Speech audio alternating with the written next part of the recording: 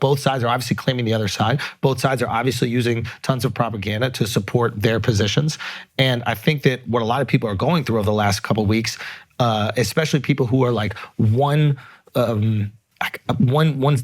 bit removed from it. Like obviously if you're Israeli, you're Jewish, you're locked in your passion. If you're Palestinian, you're locked in your passion. But those of us who aren't either, I think what we've been going through is just like, what the fuck is true? Yeah.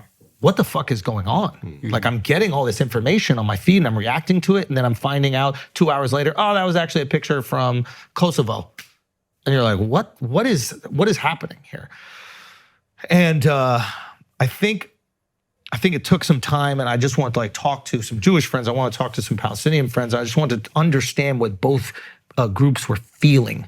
And I understand now how unbelievably isolating it is to be both of them in this scenario. So like, let's just take, for example, the Jews, right? You're a Western Jew. You're raised your entire life with your history, with the stories of your victimization and your oppression, right? Jews have been kicked out of every single fucking country they've ever been in. I mean, like literally you go to a country, even on this tour, I'd be doing some research of the city we're in, and then I just come across the date that the Jews were kicked out. Mm-hmm. And I was like, oh shit, King George did it to the fucking Jews in the year 1000 or whatever in England. I didn't even know that happened. It, like every single country. So you're listening to this information, you're as a Western Jew, you're hearing about it. Your grandparents, you probably had grandparents survived the Holocaust. 100%. He tells you about it. 100%. People are going to try to exterminate us. 100%. They're telling you this constantly. They're saying, hey, you're different, and just to let you know, it could happen again.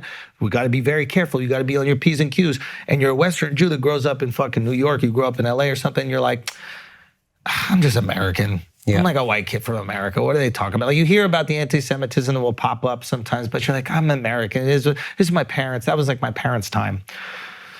And then October 7th happens, disgusting act of terror from Hamas, terrorist organization, in Gaza, and kills over 1,000 Jews. And you think the reaction is going to be empathy and sympathy and concern for you and what your people just went through, this disgusting act. But all of a sudden, you see the next day, they're like people in the streets seemingly like excited about it. Mm-hmm. And there are sections, there's not everybody, but there are people that are like chanting horribly anti-Semitic things. Yeah, truly anti-Semitic things. 100%. And that's not everybody, of course, but there are documented sections of people that were doing it. But enough that it confirms. All of a sudden, that voice that you quieted your whole life because you're like, that's just my grandparents being crazy. You're like, holy shit, is it true? This is a worst case scenario. We are different. They are out for us. They do hate us. And they hate us because we're Jewish. That's the conclusion that you would logically come to. They want to exterminate us. They want us gone, right? You hear these chants. So I understand what a Jewish person feels like in that moment, especially a Western Jewish person who is somewhat removed from the conflict. Obviously, everybody there has family members who have lost their lives. You're aware of it, but you're living in the West, right? And you hear this thing and you're like, oh my God, it is true.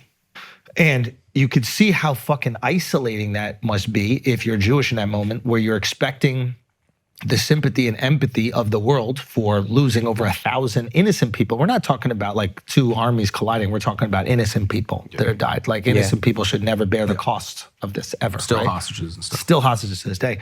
And then you don't feel it. You're like, oh my God, I'm fucking isolated. And not only are they not giving you sympathy, some people are celebrating. Oh, exactly. And also in the West, like you often see Jews and you're like, oh, they're doing well. They're making money. They'll be all right. Yeah. It's like you guys are like, well, you guys are doing well, but it's like, yeah, we go through racism too, but we're also struggling. You know what I mean? Like, so I don't think there is the same sympathy or empathy given to Jews. Like here in the West, it's like they'll call out anti-Semitism for it's like, oh, they own the banks or whatever. And like, you're like, give me that. Yeah. How do I get that oppression? So I understand that, right? And then you look at the Palestinian side, and I can also see how unbelievably isolating it is for them, where the only time they're ever talked about and their plight is ever discussed is when they're the terrorist. Yeah. So imagine how infuriating that is, where every single day you're living, I guess, in an open air prison in Gaza. Yeah. Every single day there's an occupation.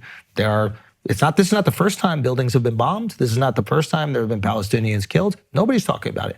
Now they're talking about you guys as terrorists, and rightfully Hamas, absolutely terrorist, disgusting act. Nothing justifies it. Nothing that happened before justify what happened to those innocent people in Israel, okay?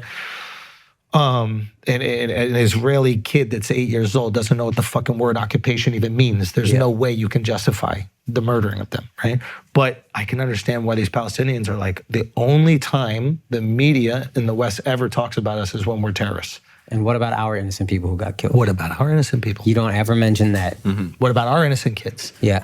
You know, what about what we go through on an everyday basis? Why do we not have humanitarian concerns for us at all? Where the fuck is it? Where's the attention? Where's the concern? It feels like nobody cares about you. That same feeling that the Jews felt on October 7th. Nobody cares about us. They're feeling that nobody cares about us. And then when something does happen, when Hamas does this disgusting act of terror, not only does nobody care about us, now we're gonna label you all as terrorists. So we're already they're already like, hey, we're victims here. Now, not only are we not victims, you've stripped our victimhood, we're the oppressors? Yeah. While we're being oppressed? We're getting pushed off our land, and then one action makes us oppressors and terrorists. This has been going on for decades. You guys haven't done anything. And when I saw this, and I'm talking to my Palestinian friends, I'm talking to my Jewish friends, I've realized there's this like gigantic chasm that exists with this issue. Like, for example, there's the word that you see thrown around all the time, Zionism, this idea, this concept that there should be a Jewish state, right? Zionist is used as a pejorative. If you're Palestinian, calling someone a Zionist, that is a negative word. Like you say, are you a Zionist, right? If you ask a Jewish person if they're a Zionist, they're just interpreting that as, do I believe that Israel should exist? Well, yeah, of course, I believe Israel should exist. But what does the state of Israel mean to a Palestinian? It means you're pushing me off my land. You're going to keep taking away my rights. It stands for the oppression. It stands for the occupation, right? It's like asking.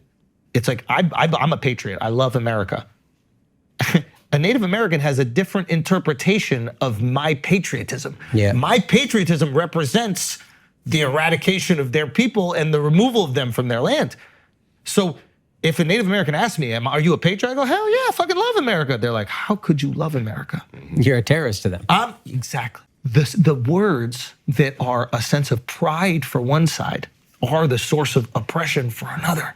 How can they even begin to have a conversation about what's going on if they can't even agree on the definition of a word, and both of them are understandably right about it, right?